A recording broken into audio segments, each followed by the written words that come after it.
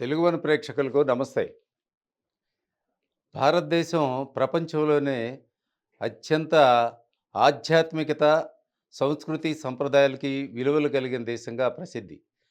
రాను రాను మన దేశం ఇప్పుడు వలసల దేశంగా మారిపోతా ఉంది. ఉద్యోగాల కోసం, చదువుల కోసం ఇప్పటివరకు జనం వలసలు పోతున్నారు. ఏటా కొన్ని లక్షల మంది విదేశాలకు వెళ్తా ఉన్నారు. అయితే చదువు కోసం, ఉద్యోగం కోసం వెళ్ళిన వాళ్ళు వెనక్కొచ్చే అవకాశం ఉంది. కానీ తాజాగా కొన్ని లెక్కల ప్రకారం అసలు భారతీయ పౌరసత్వాన్ని వదులుకునే వారి సంఖ్య బాగా పెరిగిపోయింది. ఇది ఆందోళన కలిగించే అంశం. ఈ భారతీయ పౌరసత్వాన్ని వదులుకొని పోతున్న ఈ అంశం మీద ఈరోజు మనం మాట్లాడడానికి మన అతిథి మధు గారు మనతో ఉన్నారు. ఆయనతో మాట్లాడదాం. నమస్తే మధు. నమస్తే సార్. ఏంటి అసలు ఏటికేడాది ఈ పౌరసత్వాలు రద్దు చేసుకునే వాళ్ళు ఎక్కువైపోయారు. అసలు అంటే ఇండియాలో ఉండే పరిస్థితులు లేవా? అసలు ఏ కారణాల వల్ల ఈళ్ళు ఎళ్తున్నారు? మీకున్న అంచనాల ప్రకారం అసలు గత 10 ఏళ్లలో అసలు మన దేశం వీడి ఎంతమంది ఎళ్ళిపోయారు? తెలుగు వన్ వీక్షకులకు ప్రణామం. ఒకవైపు ప్రపంచమంతా ఒక కుగ్రామం తిప్పుతున్న ఈ తరుణంలో, భారతదేశంలో ఉన్నటువంటి ప్రపంచ జనాభాలో 25% జనాభా భారతదేశంలో ఉంటారు సార్. ప్రపంచ జనాభాలో 25% జనాభా ఉంటది. అయితే ఇక్కడ చదువుకున్నటువంటి మేధావి వర్గము, ఇక్కడ బాగా సంపన్నులైనటువంటి వాళ్ళు ఇతర దేశాలకెళ్ళి చదువుకోవటం తప్పు గాదు, వృత్తి జేయటం తప్పు గాదు, వ్యాపారాలు చేయటం గూడా తప్పు గాదు సార్. ఈ దేశ పౌరసత్వాన్ని ఎందుకు వదులుకుంటున్నారు? భారతీయ పౌరసత్వాన్ని ఎందుకు వదులుకుంటున్నారు? సిటిజన్‌షిప్ వదిలేస్తున్నారంటే, ఈ దేశం మీద ప్రేమ లేదా? ఏమిటే పాలక వర్గము ద్వంద్వ పౌరసత్వం ఇవ్వడం లేదా? ఇది మనం ఆలోచించాలి సార్. 2 వృత్తిరీత్యా గావచ్చు, లేదంటే వ్యాపార రీత్యా ఇతర దేశాల్లోకెళ్ళిపోయి, అక్కడ వాళ్ళకు పుట్టిన బిడ్డలు గూడా ఆ దేశ పౌరులుగా అయిపోతున్నారు. భారతీయ పౌరులుగా రావటం లేదు. ఇక్కడున్నటువంటి సంపదను గూడా ఇతర దేశాలకి భారతదేశ సంపదను గూడా తరలించుకొని పోతున్నారు. ఒకటి సంపద తరలిపోతుంది. 2 మేధావి వర్గం తరలిపోతుంది. మేధావులు తర్వాత సర్వీస్ సెక్టార్‌లో మంచి ఇంటలెక్చువల్స్ దేశ సరిహద్దులు దాటిపోయిన తర్వాత, ఈ దేశాన్ని ఏం చేయాలనుకుంటుంది పాలకవర్గం? ఇదంతా పాలకవర్గం చేస్తున్నటువంటి తప్పిదనాలుగా నాకు అగుపడుతుంది సార్. ఇయాల డాక్టర్లుగా చదివినోళ్ళకి ఉపాధి లేదు. నర్సులుగా చదువుకున్నోళ్ళకి ఉపాధి లేదు. తర్వాత వేతనాలు గూడా అంటే వేతనాలు గూడా ఏందంటే అనుకున్నంత వేతనాలు ఇవ్వకపోవడం. ఇక్కడ ఇది ఒక రకంగా ఏందంటే ఉన్నత విద్య కోసం ఉన్నత సాలరీ కోవటం. 2 విద్యని ఇన్నోవేషన్ విద్యను గూడా అందించలేకపోవడం. ఇవాళ యూనివర్సిటీలో అమెరికాలో చదివితే గొప్ప, లండన్‌లో చదివితే గొప్ప అనుకుంటున్నారు. అంటే ఇన్నోవేషన్ థాట్స్‌ని క్రియేట్ చేసేటటువంటి విద్యని మన యూనివర్సిటీలు నెలకొల్పకపోవడం. అంటే అంతర్జాతీయ స్థాయి ప్రమాణాలకి తగ్గటువంటి ఎడ్యుకేషన్ అందియలేకపోయినటువంటి దుస్థితిలో భారతదేశం ఉందా? ఈరోజు మనం అనుకుంటాం సార్, ఒకప్పుడు భారతదేశము ఆకలి కేకలతో అల్లాడుతుంటే అడిగినోళ్ళకల్లా ఫుడ్ సేఫ్టీ బిల్లు పెట్టుకొని ఆహారాన్ని అందిస్తున్నాం. హ్మ్. ఈరోజు చదువుకోవాలన్నట్టుకుంటున్నటువంటి విద్యార్థులకి, ఉన్నత విద్య చదువుకోవాలన్నటువంటి విద్యార్థులు కూడా చదువు పేరు చెప్పి ఉక్రెయిన్, చైనా, అమెరికా, లండన్ ఇలాంటి దేశాలకు వలస వెళ్ళిపోతామంటే వాళ్ళు అక్కడే ఉద్యోగాలు తెచ్చుకొని అక్కడే సెటిల్ అయిపోతున్నారు. కనీసం చదువు కూడా చెప్పలేని స్థితిలో భారత ప్రభుత్వాలు ఉన్నాయి. మీరు ఆలోచించడం చేస్తారా? ఉన్నత విద్య విదేశీ పథకం పెట్టాం కానీ ఉన్నతమైన విశ్వవిద్యాలయాలు మనం ఎందుకు ఏర్పాటు చేసుకోలేకపోతున్నాం? ప్రపంచానికి మంచి ఇంజనీర్లు అందించడంలో తప్పు లేదు. ఉన్నత చదువు కోసం లండను, అమెరికా అంటే ఇక్కడ చదువుకుంటే ఒకప్పుడు తక్షశిల, నలంద లాంటి విశ్వవిద్యాలయాలు ప్రపంచానికి అందించినాం మనం ఇంజనీర్ని.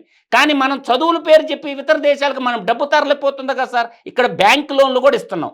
అంటే మనం ఎకనామిక్ క్రైసిస్ వస్తుంది కదా సార్. అంటే బ్యాంకులు ఇబ్బంది పడుతున్నాయి, మంచి మేధావి వర్గం ఇతర దేశాలపై అవి బాగుపడుతున్నాయి. ఈరోజు భారతదేశంలో గూగుల్ CEO ఎవరున్నారు సార్? ఫేస్బుక్ CEO ఎవరున్నారు? ప్రపంచంలో పేరెన్నికగల కంపెనీలన్నీ నడిపిస్తున్నది భారతీయులే. కానీ మన భారతదేశానికి మనమేమిచ్చాం? ప్రపంచానికి మనమేమిచ్చాం? ప్రపంచ దేశాల చుట్టూ తిరిగి మనము అడుక్కుంటున్నాం. టెక్నాలజీ ఇవ్వండి అయ్యా అని అడుక్కునేస్తా. అంటే ప్రపంచాన్ని శాసించేటటువంటి మేధావి వర్గం అంతా భారతీయులే. కానీ మన వాళ్ళని మనం వాడుకోకుండా మనం ఇతర దేశాలకు సాగనంపేసి ఈ తప్పు ఎవరిది? మన పాలక వర్గాలదే. మనం ఏమనుకుంటున్నాం? సంక్షేమం మాటున సంక్షోభాలు సృష్టించుకొని మేము మొట్టమొదటి నుంచి చెప్తాను, ఉచితం అనుచితం కాదు. సంక్షేమం ఎప్పుడు సంక్షోభానికి దారితీసద్ది. సంక్షేమ రాజ్యం అంటే, శ్రేయో రాజ్యం అంటే దరిద్రం రా అయ్యా. మౌలిక వసతులు, ఇన్నోవేషన్ థాట్లు, ప్రతి చేతి నిండా పని కల్పించండి, చదువుకున్న ప్రతి బిడ్డకి ఉపాధి కల్పించండి.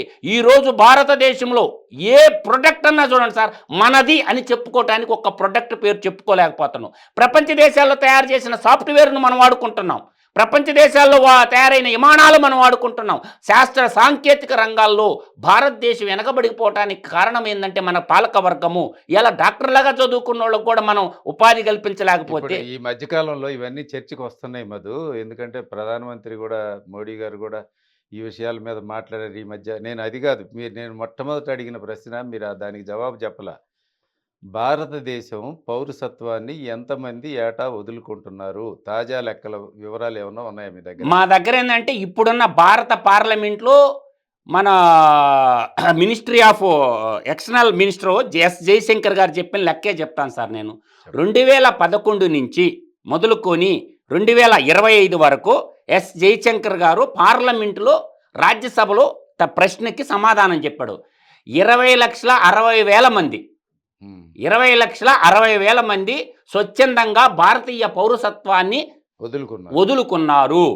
మొట్టమొదట ఏంటంటే తక్కువగా లోవెస్ట్ కరోనా టైంలో 2020లో 85,000 మంది, ఫస్ట్ 2011లో 1,30,000 మంది, 2012లో 1,40,000 మంది, ఇట్లా ఏటికేడు 10,000 పెంచుకుంటూ గడిచిన 5 సంవత్సరాల్లో దాదాపుగా 12 లక్షల మంది భారతీయ పౌరసత్వాన్ని వదులుకున్నారు. దీనికి కారణం ఏంటి? భారతీయ పౌరసత్వాన్ని వదులుకోవటానికి కారణం ఏంటి? జననీ జన్మభూమిచ్చ స్వర్గాదపి గరీయసి అన్నారు.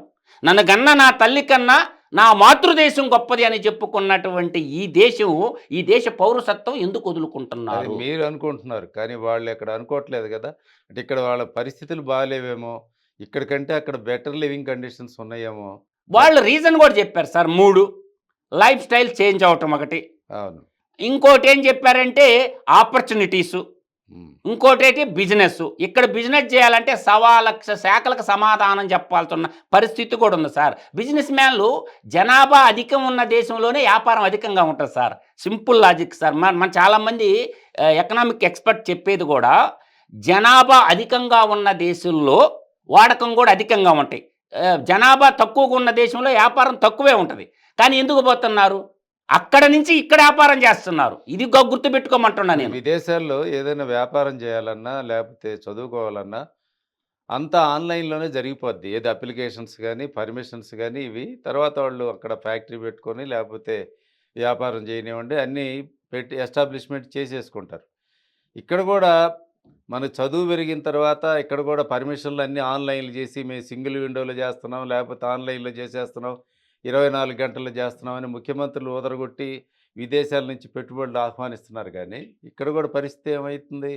అన్నీ ఇస్తారు, తీరా అక్కడ పని మొదలు పెట్టబోయేటప్పుడు ఈ సైట్లోకి మళ్ళీ ఎవడో తయారవుతాడు. అక్కడికి వచ్చేసి నోనో ఇక్కడ ఎమ్మెల్యే గారితో మాట్లాడు, ఎంపీ గారితో మాట్లాడు, లేకపోతే మినిస్టర్ గారు కబుర్ చేశారని చెప్తారు. ఊదరగొట్టే ప్రసంగాలు వేరు, పేపర్లో డాక్యుమెంట్ వేరు. గ్రామ సర్పంచ్ మొదలుకొని సార్, స్థానిక ఎమ్మెల్యేతో మొదలు పెట్టుకొని, ఎంపీతో మొదలు పెట్టుకొని, మంత్రి మండలితో మొదలు పెట్టుకొని, పిఎంఓ ఆఫీస్ దాకా, అంటే పంచాయతీ మొదలు పెట్టుకొని పార్లమెంటేరియన్ల దాకా ప్రతి ఒక్కడికి సమాధానం చెప్పుకుంటాడు. వాడు వ్యాపారం మీద కాన్సన్ట్రేషన్ చేస్తారు సార్. కరప్షన్ అధికం అయిపోయింది సార్. మస్ట్ పేస్ కరప్షన్ ఏంటంటే పొలిటికల్ కరప్షన్ అయిపోయింది. పొలిటికల్ కరప్షన్ అధికమైపోయిన తర్వాత బ్యూరోక్రాట్లు కూడా వాడు తీసుకుంటే నేను తీసుకుంటే తప్పేముంది అని చెప్పి బ్యూరోక్రాట్ల కరప్షన్ అయిపోయింది. ఒకటి పొలిటికల్ కరప్షను, 2 బ్యూరోక్రాట్ల కరప్షను. ఈ వాడికి కానీ ఇవ్వకపోతే ఏదో కొర్రీ పెట్టడం. మనం లైవ్ ఎగ్జాంపుల్ చూసాం సార్. అమర్ రాజా బ్యాటరీస్ మన కళ్ళ ముందు చూసాం సార్.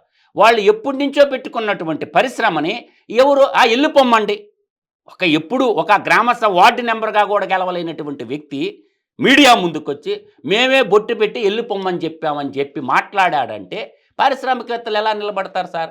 శాంతి భద్రతల సమస్య, కేసుల సమస్య, ఇటువంటి ట్యాక్సేషన్ పాలసీస్ సమస్య, రకరకాల సమస్యలు అన్నీ ఒక గొడుగు కింద తెచ్చుకొని ఒక గొడుగు కిందకి తెచ్చుకొని త్వరితగతిన వాళ్ళకి సింగిల్ విండో సిస్టమ్ కింద పర్మిషన్లు ఇచ్చేసి వాళ్ళ పనిలో వీళ్ళు ఏలు పెట్టకుండా ఉంటే ఇప్పుడు బాగుంటుంది సార్. ఆళ్ళు ఎంతసేపటికి రాజకీయంగా చూడటమో, లేపోతే అక్కడ ఆ యజమాని, లేపోతే ఈ రాజకీయ నాయకుడు వీళ్ళిద్దరి మధ్య రిఫ్టు, ఈ మనీ ట్రాన్సాక్షన్ వ్యవహారాలు వీటి కోసం తప్పితే, ఇప్పుడు ఆయన ఎళ్ళిపోండి అంటే జరిగే నష్టం ఎవరికి? పనిచేసేవాళ్ళకి ఎంప్లాయీస్ పరిస్థితి ఏంటి? ఎంప్లాయీస్ నష్టపోతారు. టాక్సేషన్ పరిస్థితుల్లో రాష్ట్ర సంపద అది నష్టపోతది. తర్వాతండి. ఇప్పుడు ఆహ్, వాళ్ళు ఎప్పుడో పెట్టిన కంపెనీ, ఆ ఊళ్ళలో ఇంటికొక ఉద్యోగం ఇచ్చారు వాళ్ళు. అట్లా ఇప్పుడు ఆళ్ళందరూ రోడ్డున పడిపోతారు కదా! ఫ్యాక్టరీలన్నీ అక్కడి నుంచి షిఫ్ట్ చేస్తే? అదే సార్. ఇప్పుడు పరిపాలకుడు సక్రమంగా ఉంటే, రాష్ట్ర అత్యున్నత స్థాయిలో ఉన్నటువంటి పరిపాలకుడు సక్రంగా ఉంటే, గ్రామ స్థాయి దాకా పాలన సక్రమంగా ఉంటుంది సార్. రాష్ట్ర పరిపాలకుడు అవినీతిపరుడైతే కింద దాకా అవినీతి లైన్ పోతుంది సార్. రాష్ట్రాన్ని, దేశాన్ని నడిపించేటటువంటి నాయకుడు పరిపూర్ణ విజ్ఞావంతుడై ఉండాలా. ఈ భ్రష్టత్వానికి పాల్పడకనటువంటి ఉండాలా. అవినీతికి పాల్పడినటువంటి వాళ్ళు ఉన్నప్పుడే పరిపాలన పైనుంచి కిందకి జరగద్ది. పరిపాలకుడే అవినీతి పరుడైతే కింద కూడా అవినీతి పాలన. ఇంక నేననేది అది కాదు సార్. చదువుకోవటానికి కూడా ఇతర దేశాలకు వెళ్తున్నారు సార్. అవును. ఇది నేనంటున్న వ్యాలిడ్ పాయింట్ ఏంటంటే, ఈ ఒక్క పాయింట్ పట్టుకోండి సార్ మీరు. ఉన్నతమైన విద్య చెప్పేటటువంటి అధ్యాపకులు లేరా? ప్రొఫెసర్స్ లేరా? యూనివర్సిటీలు నిర్మించుకోలేమా? అంటే మన దేశ జాతి సంపద తరలిపోద్ది సార్. ఒక విద్యార్థి, ఒక డాక్టర్ పోయినాడంటే ఇతర దేశాలకి ఎంత సంపద పోద్దో చూడండి సార్ మనకి. దానికి మనం విదేశీ విద్య అని ఒక పథకం పేరు పెట్టి దానికి డబ్బులు ఇవ్వటం ఎంతవరకు సహేతుకమైనటువంటిది. అంటే అదే విశ్వవిద్యాలయం మనం నిర్మించుకో పోయినోడు మళ్ళీ తిరిగి ఇండియాకి వస్తుండా? రావడం లేదు సార్. వాడు అక్కడే సెటిల్ అయిపోతున్నాడు. అంటే ఒకవైపు సంపదను పోగొట్టుకుంటున్నాం, ఒకవైపు ఇంటెలిజెన్సీని మేధావులతో పోతుంది. మేధావులు పోయిన తర్వాత ఇంకా మేధావులన్నీ ఇక్కడ మిగలుతాయి. అవినీతి ఇక్కడ మిగలద్ది. దేశాభివృద్ధిలో ఎవరు భాగస్వామ్యాలు అవ్వాలి సార్? దేశాభివృద్ధిలో భాగస్వామ్యులు అవ్వాల్సింది ఇంటలెక్చువల్ సార్. అవును. మేధావులు సార్. మీరు అనుకుంటున్నారు సార్, మీరు సింపుల్గా చూడండి. నిన్నగాక మొన్న జరిగిన సంఘటన చెప్తాను. ఇక్కడ చైనా గురించి అమెరికా అధ్యక్షుడు, ఇప్పుడున్నటువంటి అమెరికా ట్రంప్, వాళ్ళు టెక్నాలజీ ట్రాన్స్ఫర్ విషయంలో కాంప్రమైజ్ కాల. మా దేశంలో కంపెనీ పెట్టి వ్యాపారం పెట్టాలంటే మీ టెక్నాలజీ అంతా మాకు ట్రాన్స్ఫర్ చేయాలని చైనా వాళ్ళు కండిషన్ పెట్టారు. బెత్తరపోయింది సార్ ట్రంప్. ఇది ఎక్కడ దుర్మార్గమో, కంపెనీ కావాలంటే పెడతాం కానీ టెక్నాలజీ కూడా మేము ఎందుకు ట్రాన్స్ఫర్ చేయాలా అని చైనా వాళ్ళు కండిషన్ సార్ అది. మా దేశంలో వ్యాపారం చేయాలంటే టోటల్ టెక్నాలజీ బదలాయించే పని అయితే మా దేశంలో కంపెనీ పెట్టండి, లేకపోతే మేము ఇవ్వం అని చెప్పి కరాఖండిగా నిర్ణయం తీసుకుంటే ఏడ్చి కళ్ళ మీద నీళ్లు పెట్టుకున్నారు సార్. చైనా దెబ్బకు భయపడాడు ట్రంప్. ఆ పని మన భారతదేశం ఎందుకు చేయలేకపోతుంది? అత్యున్నతమైన టెక్నాలజీని మాకు ట్రాన్స్ఫర్ చేస్తే మేము ఇక్కడ వ్యాపారం ఇస్తాము అంటే వ్యాపారం చేసుకుంటారో టెక్నాలజీ ఇవ్వడం లేదు. ఇప్పుడు మన రష్యా పుతిన్ గారు వచ్చారు సార్. మేము టెక్నాలజీ ఇస్తామని వచ్చారు కదా. S-500 విషయంలో అడ్వాన్స్డ్ చుట్టూ ఇవాళ బంగ్లాదేశ్ తీసుకున్నా, పాకిస్తాన్ తీసుకున్నా వాళ్ళు వెపన్తో పాటు టెక్నాలజీ ట్రాన్స్ఫర్ చేస్తూ ఉంటారు రష్యా వాళ్ళు.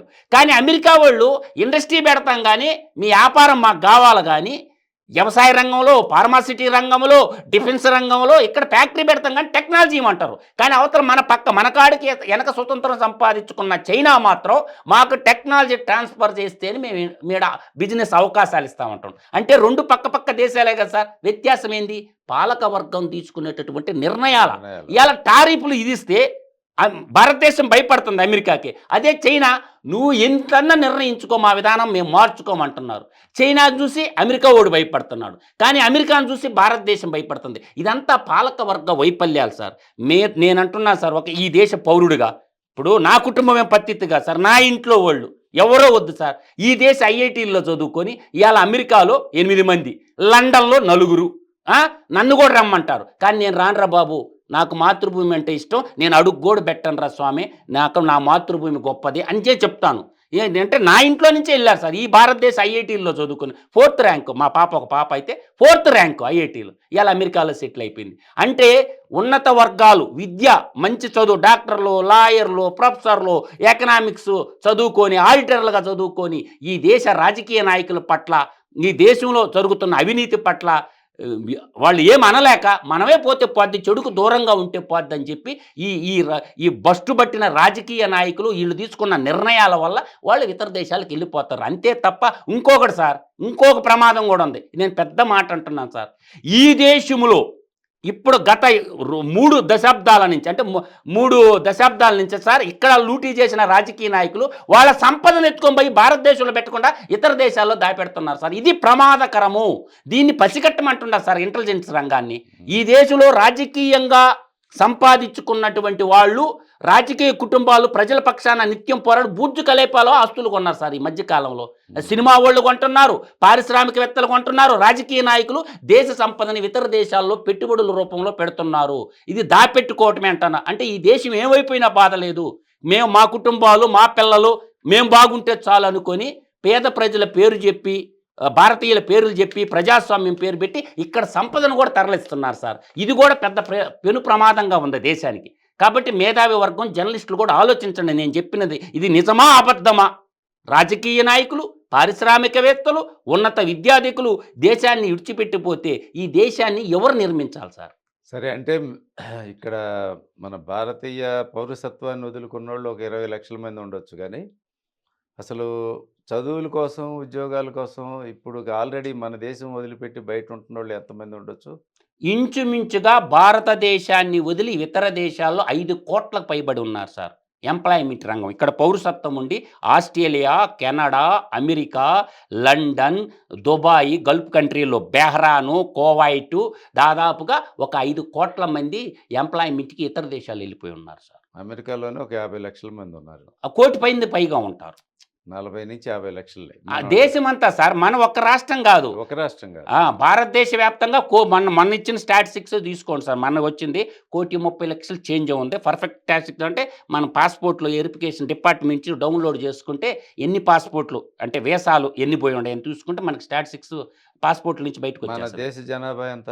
మన దేశ జనాభా ప్రపంచంలో అత్యధిక స్థాయిలో 145 కోట్లు దాటిపోయింది సార్. అంటే ఎంత పర్సెంటేజ్ వెళ్ళారు బయటికి చదువులకి లేదా ఉద్యోగాలకి? అంటే పర్సెంటేజ్ లెక్కలో మనం వేసుకున్నప్పుడు ఇప్పుడు మనకు 100% అనుకున్నాం సార్. ఒక 2-3% అంతే, అంతకు మించి అంతే కదా. ఇప్పుడు నిన్న జనాభా కూడా అధికంగా ఉందని బట్టే కదా రష్యా వాళ్ళు మాకు జనాభా తగ్గిపోయారు మీ భారతీయ యువతరాన్ని పంపిమని వచ్చి నేను పుతిన్ అజెండాలో కూడా అదొక అజెండా సార్. మన జనం మన దేశానికి బలం. ఎందుకంటే ఈ దేశంలో ఉన్నంతమంది యువకులు ఏ దేశంలోనూ లేరు. రాను రాను ఓల్డ్ ఏజ్ పీపుల్ పెరిగిపోయి యూత్ తగ్గిపోయి అంటే కనడం పెళ్ళిళ్ళు తగ్గిపోయినాయి.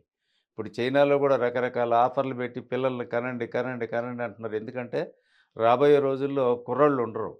పనిచేసే శక్తి యువశక్తి లేకపోతే దేశం కొలాప్స్ అయిపోద్ది. జపాన్ పరిస్థితి అదే ఉంది సార్. అట్ ప్రెజెంట్ ఏంటో ఓల్డ్ ఏజ్ పర్సన్స్ పీపుల్ ఎక్కువైనారు, యువత తక్కువైపోయినాయి. జపాన్‌లో అయితే మీకేందంటే కల్టివేషన్ రంగంలో అయితే ఇక్కడున్న సాఫ్ట్‌వేర్ ఇంజినీర్‌కి ఇచ్చినంత జీతాలు ఇస్తున్నారు. ఓషన్ ఆఫ్ ఆపర్చునిటీ ఉంది. వ్యవసాయం చేసేవాళ్ళకి జపాన్‌లో ఇళ్ళు ఫ్రీగా ఇస్తున్నారు. సాఫ్ట్‌వేర్ ఇప్పుడు హైదరాబాద్‌లో సాఫ్ట్‌వేర్ ఎంప్లాయీకి ఎంత ఇస్తున్నారు అంత వేతనాలు ఉన్నాయి. జపాన్‌లో అయితే అట్ ప్రెజెంట్ రమ్మంటున్నారనమాట. భారతీయులకి మంచి అవకాశాలు ఉన్నాయన్నమాట. ట్రాక్టర్ దోలేవులు, హార్వెస్టింగ్ రంగంలో మంచి జాబ్స్ ఉన్నాయి సార్ జపాన్‌లో. ఫుల్ జాబ్స్ ఉన్నాయి. నేను అనేది అది కాదు సార్. అది కాదు. మేధో వలస అనేది కాదండి. దేశానికి ప్రమాదం ఇప్పుడు అంటున్నాను. లండన్‌లో అంటే లండన్ గాని, యూరప్ కంట్రీస్‌లో అక్కడ చదువుకునేవాళ్ళు, ఉద్యోగాలు చేసుకునేవాళ్ళకి ఏదైనా రోగం వస్తే అక్కడ వైద్యం ఫ్రీ. ఎందుకంటే అక్కడ వాడికిచ్చే ఈ వర్క్ పర్మిట్ కార్డును చూపించుకొని అక్కడ ట్రీట్మెంట్ తీసుకోవచ్చు. కానీ వాడికి ఒక డాక్టర్ అపాయింట్మెంట్ దొరకాలంటే వారం పట్టొచ్చు. టెస్టులు చేయించుకోవాలంటే నెల రోజులు పట్టొచ్చు, 2 నెలలు పట్టొచ్చు. ఈ లోపల నొప్పులు తీసుకోవాల్సిందే. అందుకని అటువంటి దేశం నుంచి కూడా ఇండియాకొచ్చి వైద్యం చేయించుకొని పోతున్నారు. మన పిల్లలే ఇక్కడి నుంచి వెళ్ళినోళ్ళే.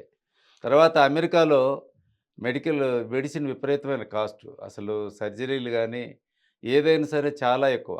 అంటే కంపారిటివ్‌గా ప్రపంచ దేశాలతో పోలిస్తే నైపుణ్యంలో గానీ, ఆర్థికంగా అంటే ఛార్జీల విషయంలో గానీ, వైద్య రంగంలో ఇక్కడే చీపు. అది తెలుసు సార్ నాకు. ఫార్మా రంగం ఉత్పత్తుల్లో ప్రపంచంలోనే రెండో ప్లేస్‌లో ఉంటది సార్ భారతదేశం. అవును. ఫార్మా రంగ ఉత్పత్తిలో భారతదేశంలో మొదటి ప్లేస్‌లో హైదరాబాద్ ఉంటది. ఇది విద్య గూడా మనదేం తక్కువ కాదు. మీరన్నట్లు ఇప్పుడు ఇంతకుముందు తక్షశిల, ఈ విశ్వవిద్యాలయాలప్పుడు దాని ఇమేజ్ వేరు. ఆ కాలం వేరు. అప్పుడు జనాభా 90% రిజల్ట్ వచ్చినోడికి సీట్ లేకపోతే వాడు ఎక్కడికి పోవాలి సార్? 70% ఇప్పుడు 90% మార్కులొచ్చి సీట్లు మార్కులు లేకపోతే ఎక్కడ జాయిన్ అవ్వాలా? మార్కులు వస్తేనే వెళ్ళట్లేదండి. ఇక్కడ వ్యవసాయాలు గ్రామాల్లో దెబ్బతిన్నాక అవసరమైతే ఎకరం, 2 ఎకరాలు అమ్మేసైనా ఉన్న భూమిని పేరెంట్స్ పిల్లల్ని పలోమని పంపిస్తున్నారు. ఎందుకంటే అక్కడ డాలర్ ఆశ. డాలర్ కదా సార్, చదువుకుంటే ఉద్యోగం వస్తుందని నమ్మకం లేదు. అదే అదే అక్కడ చదువుకుంటే ఉద్యోగం వస్తుందనే నమ్మకం. ఒక నమ్మకం సార్ అది. నమ్మకమే. ఇప్పుడు పరిస్థితి ఏంటి అక్కడ? ఈ ఉద్యోగాలు లేవు. తిరగబడిపోయింది కదా! తిరగబడిపోయింది కదా! అందుకని అందరికీ మనం అభ్యర్థించేది ఏంటంటే, రిక్వెస్ట్ చేసేది అంటే మనమేం ఆగిపోమని కాదు. అందరికీ వినతి ఏంటంటే, ఎవరిష్టం వచ్చినట్టు వాళ్ళు బతకొచ్చు. ఎవరు ఏ దేశమైనా పోవచ్చు. కాకపోతే భారతదేశాన్ని మాత్రం చిన్న చూపు చూడడం కరెక్ట్ కాదు అని చెప్తున్నా. నేను కూడా అనేది అదే సార్. నమస్తే. నమస్తే.